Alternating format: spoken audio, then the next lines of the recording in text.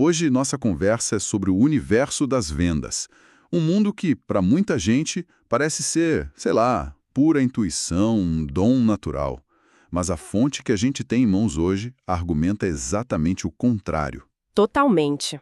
A ideia é que vender é uma ciência, com regras, disciplina e, acredite, até diversão. É uma perspectiva que desafia o senso comum, né? E para guiar a gente nessa exploração, temos um material que é tipo um manual de campo para vendedores, a Bíblia de Vendas de Jeffrey Gitomer. E o que eu acho mais interessante nessa fonte é a origem dela, sabe? Sim, Não estamos falando de um acadêmico, de um teórico trancado numa sala. não mesmo.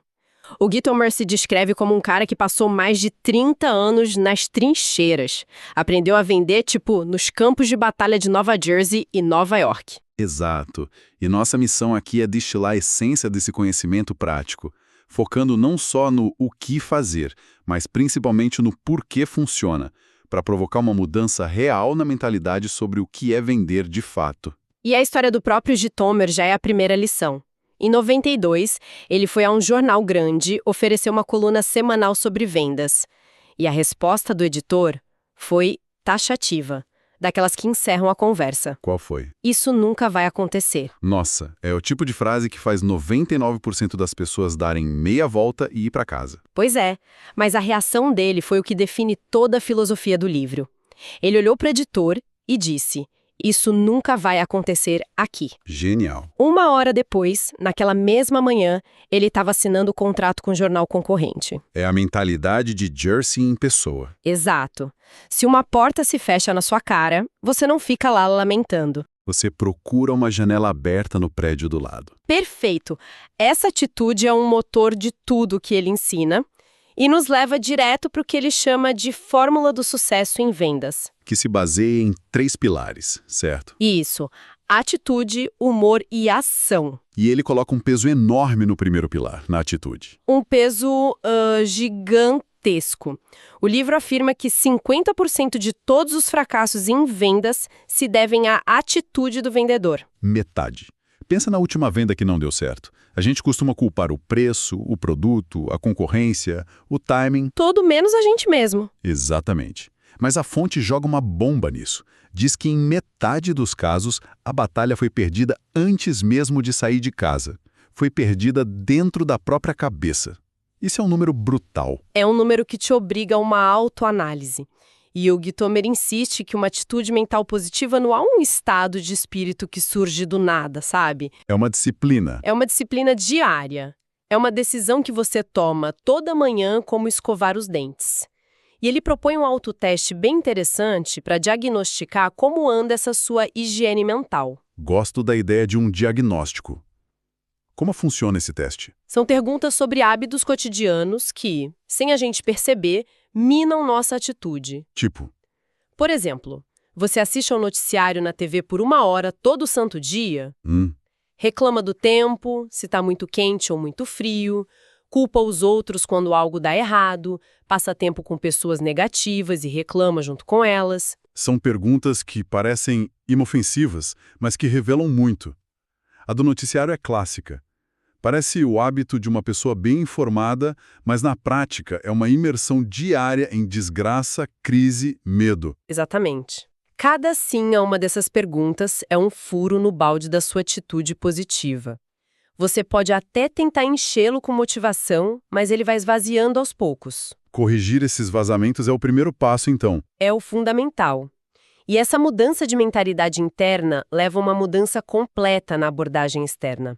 O livro é categórico. A velha maneira de vender morreu. O que nos leva a uma das frases mais famosas do livro, né? Aquela que resume essa nova abordagem. As pessoas querem comprar de amigos, não de vendedores. Isso muda tudo. Muda completamente o jogo. A venda deixa de ser uma transação e passa a ser a consequência de um relacionamento. E a partir daí o livro estabelece o que chama de 7,5 novas regras do jogo. Quais são algumas delas? Coisas como faça amizades, ganhe a confiança do cliente, divirta-se durante o processo e, o mais importante, faça o cliente rir. E a regra 7,5? A 7,5 é a cereja do bolo. Nunca seja pego vendendo. Essa regra é genial. A venda tem que parecer um favor entre amigos. Uma solução natural e não uma pressão. Mas essa ideia de fazer amizade, ela não pode soar um pouco falsa ou manipuladora? É uma ótima pergunta. O cliente de hoje é esperto, ele percebe quando o vendedor está forçando uma simpatia só para bater a meta. Claro. E essa é a distinção fundamental que a fonte faz. Não se prega uma amizade fabricada.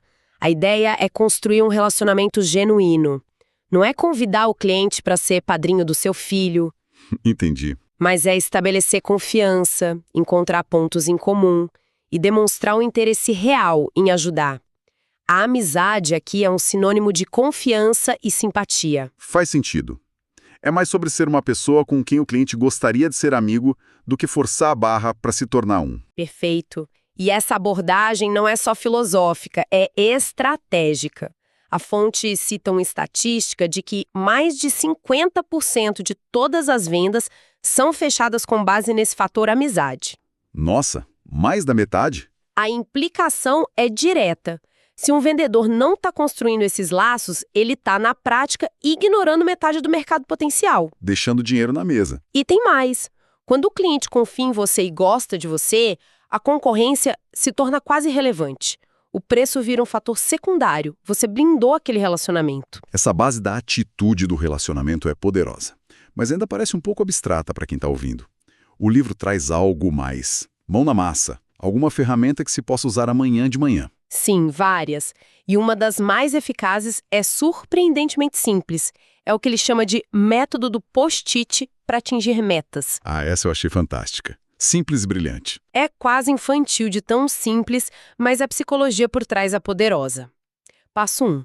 Escreva suas metas principais em post-its amarelos. Cores vibrantes funcionam melhor. Ok. Passo 2. Colhe esses post-its no espelho do banheiro. Ah, um lugar de visualização forçada. Você vai encarar suas metas todo dia, queira ou não. Gosto disso. Exato, não dá para escapar. Passo 3. Leia suas metas em voz alta, toda manhã e toda noite. Segundo o livro, verbalizar a meta dobra a força da afirmação no subconsciente. Interessante. E o passo final é o mais gratificante. Quando você atinge uma meta, você não joga o post-it fora. Você o move do espelho do banheiro para o espelho do seu quarto. Criando uma espécie de mural da vitória. Isso. Um lembrete visual e diário de tudo que já foi conquistado. Isso deve gerar um ciclo de reforço positivo absurdo. Você se vê como alguém que atinge metas. Precisamente.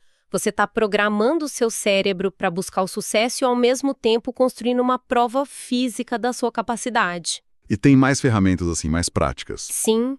Falando em reprogramar o comportamento, há outra ainda mais fundamental: o poder de fazer as perguntas certas. A fonte defende que uma venda bem-sucedida é 75% ouvir e só 25% falar, né? Exato, e a maioria dos vendedores que a gente conhece inverte essa proporção. Totalmente. Eles acham que vender é falar sem parar sobre as maravilhas do produto. É o erro mais comum. O vendedor assume o papel de apresentador quando deveria ser um detetive. Um detetive, boa! E para guiar essa investigação, o livro propõe uma sequência de 5 perguntas estratégicas para conduzir o fechamento de uma venda. Vamos detalhar isso. Qual é a primeira pergunta? A primeira busca entender o processo de decisão do cliente. Algo como o senhor geralmente escolhe um fornecedor para esse tipo de serviço? Ok, para você parar de adivinhar e começar a mapear o terreno. E isso, a segunda, aprofunda nos critérios que ele mencionou.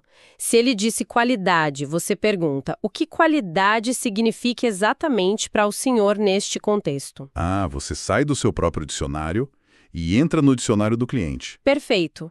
A terceira pergunta vai ainda mais fundo, buscando a emoção, a necessidade real por trás do critério. Como assim? Você pergunta, e por que isso é tão importante para o senhor e para a sua empresa? Aqui você descobre a dor ou o desejo que move a decisão. É aqui que a conexão emocional acontece, então. Sem dúvida. A quarta pergunta é o teste final, o compromisso condicional. É o famoso, se eu pudesse garantir o critério que ele mencionou, o senhor estaria pronto para avançar conosco? Você remove o risco e pede um sim hipotético. E se a resposta for positiva, a quinta pergunta inicia a ação. Ótimo. Quando podemos começar? É uma escada lógica que leva o cliente à decisão de forma natural, sem pressão. É fascinante. É como conduzir uma dança, em vez de empurrar a pessoa pelo salão. Mas mesmo com a técnica perfeita, no mercado cheio de gente boa, ainda é preciso se destacar. É aí que entra outro conceito do livro, o fator uau. Exato. Não basta ser bom, é preciso ser memorável. O fator uau é a sua capacidade de ser diferente, de surpreender, de quebrar o padrão. E a melhor forma de explicar isso é com um exemplo. Sim, a história de como o próprio de Tomer vendeu a Bíblia de vendas para uma grande editora em Nova York. Eu chegou lá só com uma ideia na cabeça, certo? Longe disso. A preparação dele foi o próprio fator uau em ação. Primeiro, ele criou um boneco, um protótipo físico do livro, para que os editores pudessem ver e tocar. Que demais! Segundo, preparou uma proposta completa de 15 páginas. Terceiro, ensaiou respostas para todas as objeções que conseguiu imaginar. E por último, Preparou uma apresentação multimídia completa. Ele não foi vender uma ideia, ele foi apresentar uma realidade já concebida. ele tornou o projeto irrecusável. E a ousadia não parou por aí, né? Tem a história da ligação. Tem. Durante a ligação, o editor brincou, dizendo que ele estava usando uma técnica de um autor de vendas famoso. E o que ele respondeu? A resposta de Guy Tomer foi instantânea e cheia de autoconfiança. Ouça, eu sou de Jersey. Ele é que aprendeu comigo. O editor caiu na gargalhada e marcou a reunião na hora. Ele usou humor e ousadia para se diferenciar. Isso é o fator uau. O que é um gancho perfeito para o maior desafio de todos em vendas. O não.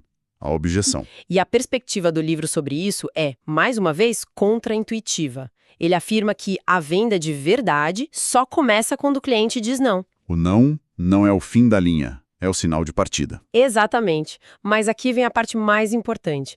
O livro faz uma distinção crucial entre impedimentos e objeções reais. Qual a diferença? A maioria das coisas que os vendedores ouvem, tipo, preciso pensar a respeito, já gastamos nosso orçamento, não são as objeções verdadeiras. São o que, então? São só barreiras, desculpas educadas para não tomar uma decisão agora. Ok. Então, se preciso pensar a respeito, na maioria das vezes, uma mentira inocente, como o vendedor lida com isso na prática? Sem acusar o cliente de estar mentindo, claro. A tática não é confrontar a mentira, mas sim validá-la e investigar. Se o cliente diz, preciso pensar, uma boa resposta seria, claro, uma decisão importante como essa merece reflexão.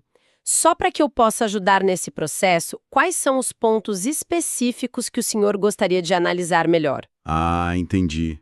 Você usa o impedimento como uma porta de entrada para a objeção real. Exatamente. Porque as objeções reais são as que o cliente raramente diz em voz alta. Tipo o quê? Coisas como, na verdade eu não confio 100% em você, eu não gosto muito da sua empresa, para ser honesto, acho seu preço alto demais. Ou a clássica. Eu já tenho um amigo ou parente que faz isso para mim.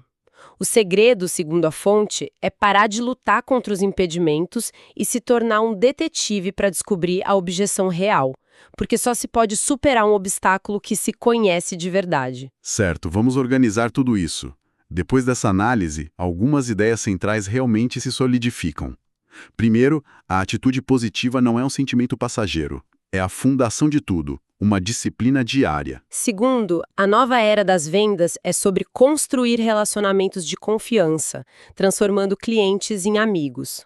A venda vira uma consequência natural, não o objetivo. Terceiro, ferramentas simples e criativas como a do Post-it ou a sequência de 5 perguntas têm um poder imenso, porque mudam nosso foco da fala para a escuta. E da esperança para a ação planejada. Exato. E por último, e talvez o mais importante, o sucesso em superar um não vem de ter uma resposta pronta, mas da habilidade de investigar e entender a verdadeira objeção. É preciso aprender a ouvir o que não está sendo dito. É uma mudança de perspectiva completa. A gente sai do vendedor falastrão pro vendedor consultor, o vendedor amigo. E para fechar, a fonte nos deixa com um pensamento final que vira o jogo de uma forma muito poderosa. Expande esses princípios para além do time de vendas, para o topo da hierarquia de qualquer empresa. Aqui é onde a coisa fica realmente interessante. O livro apresenta o que chama de a regra de ouro das vendas para os CEOs, E vale para qualquer líder. A regra é simples e direta. E qual é? Haja com os representantes de vendas que vêm até você da mesma forma como você gostaria que os compradores executivos agissem com seus próprios representantes. Uau! Isso vira um espelho para a própria empresa? Exatamente. Não adianta ter um discurso de parceria para o mercado se, internamente, você trata os vendedores de outras empresas como um incômodo a ser evitado. Perfeito. A reflexão final é sobre coerência. O respeito, a empatia, a construção de relacionamentos genuínos não deveriam ser ferramentas usadas só na hora de vender. Deveriam ser a base de tudo. Deveriam ser a base de todas as interações de negócio. Trate o vendedor que bate à sua porta hoje da mesma forma que você espera que tratem o seu amanhã. É um convite para pensar se a cultura que a gente prega para fora é a mesma que a gente pratica do lado de dentro.